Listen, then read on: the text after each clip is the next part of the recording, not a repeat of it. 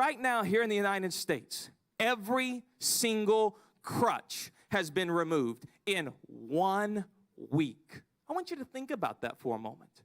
1 week, every crutch at one time removed. Now, some of you are wondering, why would God allow this to happen to our nation? Why would God allow this to happen to us? Can I present to you that God has allowed this virus to remove every crutch that was propping our nation up so we would learn to lean on Him, that we would rediscover our need for Him. Right now, every distraction has been removed, and God is trying to get our attention.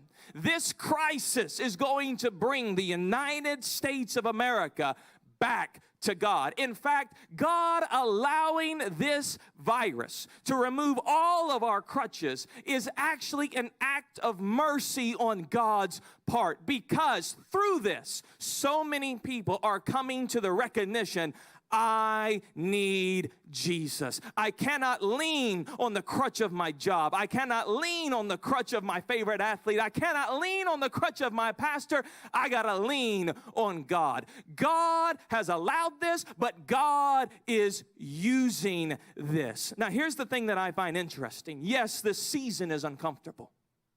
It's very uncomfortable. Our way of life has been completely altered. But God was preparing our church for this moment right now, right here. I look back and I can connect the dots. I find it really interesting because before the outbreak of this virus, I was preaching a sermon series that, to be honest with you, I did not want to preach. We were doing a series over the life of Job, and I fought God very, very hard on doing a series over Job. I just didn't want to do it. And it's interesting because Job's story is kind of a lot like the story we're in right now. In one day, Job lost all of his children.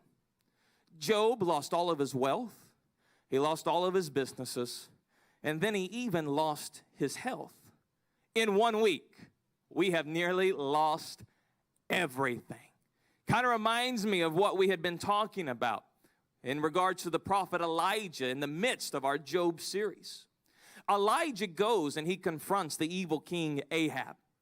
And God says, I'm going to send a drought on the nation of Israel. And it's going to last 3 years. For 3 years, there's going to be no rain. There's going to be no food. There's going to be no water. It's an economic shutdown in Israel. Not a slowdown, but a shutdown. God tells the prophet Elijah, here's what I want you to do. I want you to go hide at a place called the Kerith Revine. Right now, our nation is at the Kerith Revine. If you have your Bibles, open them up. Go to 1 Kings chapter 17, verse 4. Now, the word Kerith, it means to cut down. It's at Kerith that all of the crutches, which we're accustomed to, are completely removed.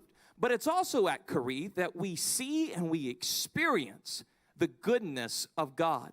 Verse 4 of 1 Kings chapter 17, God says to the prophet Elijah, you will drink from the brook, and I have directed the ravens to supply you with food there.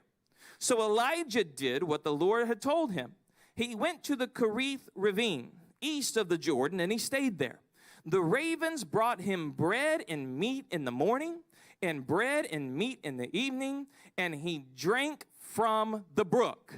Now, at Kerith, you're cut down. At Kerith, you lose all of the crutches that had once been propping you up. But at Kerith, God supernaturally provides as well. Now, this is not normal provision. We're talking about ravens, guys. Think about that for a moment. Ravens are bringing him food every morning, and ravens are bringing him food every evening. Now, here's what I want you to see.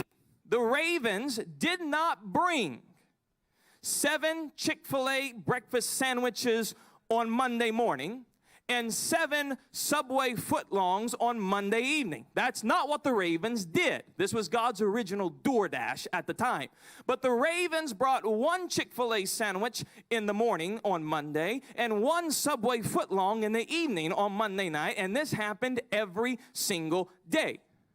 Elijah was learning to trust God.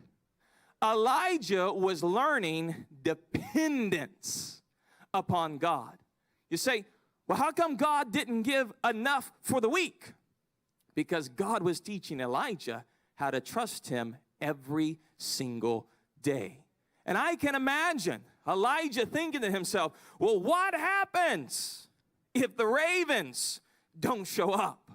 Well, God will find another way to supply every single need. Right now, our nation is at the Kerith Revine. There may not be a 3-month supply, but I can tell you there is enough for today. God's going to get us through this season. We're going to come out stronger. We're going to come out better. We're going to come out more as people of faith through it. But in the midst of it, I cannot promise you that there's going to be enough for next week.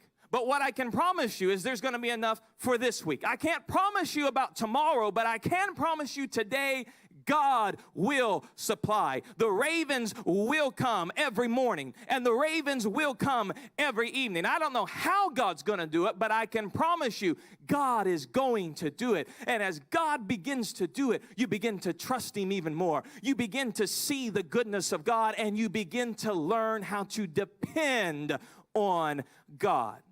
You know, God did the same thing with his people whenever they left Egypt.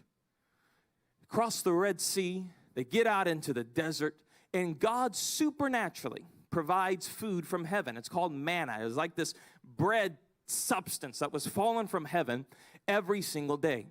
God told the people, collect only enough food for the day.